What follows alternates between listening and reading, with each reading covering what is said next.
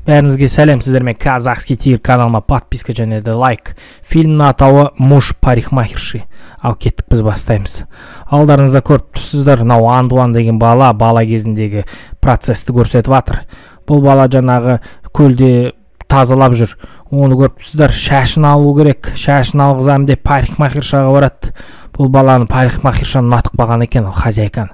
Күнде парикмахершаны көріп тұрады екен. Кішкене сәл толықтығы бар, әдеміше келген әйел, соны ұнатып қалған Антуан деген бала шашын қалай алғызам деп өтірік амалды тауып барады екен. Мына жерін исін иіскеп, сосын столда отқанда әкесіне айтады, мен күйеу болам парикмахершаны деп. Ол оны жынданып қуып шығады. Анасы оны атайын дегенде армандап атқан Антуан мен күйеу болам деп армандайды екен. Сосын жайлап кете бастайды. Сосын жаңағы мына жерде көптіңіздер, Антуан өсейіп біткен кезі, сосын жаңадан парикмахерша. Қазір үлкен Антуан қазіргі кездегі соны көрсетіп жатыр. Жаңадан сөзде істейтін парикмахерша хозяйыны. Сосын Антуан шашын алғызбай келеді. Сосын жаңағы әкесінің бір ақыл есіне түседі. Қызды қалай болса да добиваться етеді дегендей. Сосын бір мезетте шашын алып отырады Антуан жаңағы әйелге. Сосын айтады, маған үйленесің бе дегенде үн-түнсіз қалады. Жаңағы алдыңғы уақытқа қайтып білейік, жаңағы әйелге келеді ұнататын. Ол қайтыс болыпты әйел. Соны есіне түсіріп, ішінен жүрегі ауырып кетіп қалады. Сосын жаңағы әйелдің үйінің астында отырады тосып. Қалай болса да бұл әйелді добиваться етемін деп. Бір-екі апта өткен соң барады тағы шашын қиғызуға. Бірақ қуана қарсы алады, екеуі үндемей отырады. Тыңдамай, сосын шыдамай әйел сұрайды, сен маған предложениен рас болды ма? Ойынсыз болса онда мен қабылдаймын дейді. Оны естіген Антуан баладай қуанып, екеуінің әңгімелесі тарту татты, екеуі үйленіп, әкесінің парикмахерша үйленгенін естігенде қайтыс болады екен. Анасы бірақ келмеймін дейді. Ағасы Антуанның жаңағы подаркқа береді. Мамасы фотосын жіберіпті, әкесімен түскен қара белі. Сосын бір мезетте посетитель келеді. Оның сақалын қырып берсе деді, сақалын қырғанын көріп ұнатпай кетіп қалады. Посетитель олмайды деп, индийский бөленді қосып билеп, жаңағы әйелін биге шақырады. Сосын бәрі қайтсын дегендей. Сосын медовый месяц жай ғана екеуі шағын ғана жасайды, қайтадан парикмахерскийіне қайтып келеді. Сол бір мезетте жаңағы бір түрлі посетитель жетіп келеді. Әйел екен. Посетитель қашып жүр. Әйел қызғанады екен екеуін.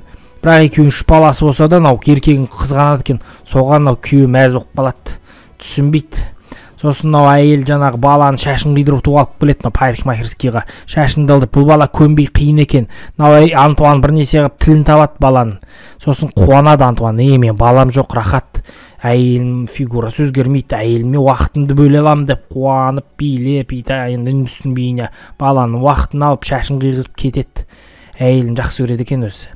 Екеуі жалғыз қалып бір-бірін жабысып, ұнатып, билеп, әңгімелесіп, обещаниясын беріп істейді, мен сені қыдыртам, мен сені осындай жерге апарам деп.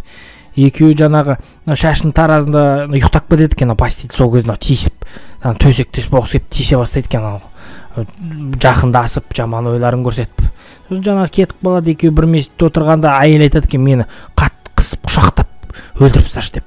Оны түсінбейді, онысы не істеп. Сосын арақ болмаған соң жаңағы лосьондарды бірнесе қылып ішіп, содан масайып екеуі таңертең өстіп оянады екен. Жиналмаған, посетительдер кірейін десе кіре алмаған, шашып тастаған ғой. Сосын шал досына барады, шал досы өмірін айтады, мен осындай шалдық өмірім бар, менің туысқандарым менсінбейді, картайды, мен ешкімге керек емеспін деп өзінің өмір баянын жайлап түсіндіре бастайды. Сосын шарп салады, посетительдер отырады. Посетительдер отқан күн кішкене, күнде әйел кішкене бір түрлі екен, жаңбыр жауа кетеді. Сосын екеуі жаңбыр болып, әйел кішкене бір түрлі болады екен, соны екеуі қайтадан төсектес болады. Сосын мен бір нәрсе ұмытып кеттім дейді да, бір жаққа кетіп қалады жаңбыр жауып жатқанда. Сосын ойланбастан жын сияқты секіре түседі. Жылаулап жатқан әйел өліп қалады, оны түсінбеген күйеуі қатты оқиды. Мен сенің жанында мәңгілік болғым келеді, сондықтан мен өле салдым дейді. Сен жастық осындай шақта мені сақтап қал деп. Посетитель біледі, көмектесіп, шашын алып, екеуі билейді, күйеуі бір түрлі болып жауап береді. Қазір менің әйелім келеді, шашын алады дейді. Осымен киномыз аяқталады. Бір түрлі фильм, күлкінішті де, аянышты да, осындай бір қызықтығы бар. Менің каналыма подписка, лайк. Сіздермен болған Казахский тигр. Жақсы, лайк басыңыздар.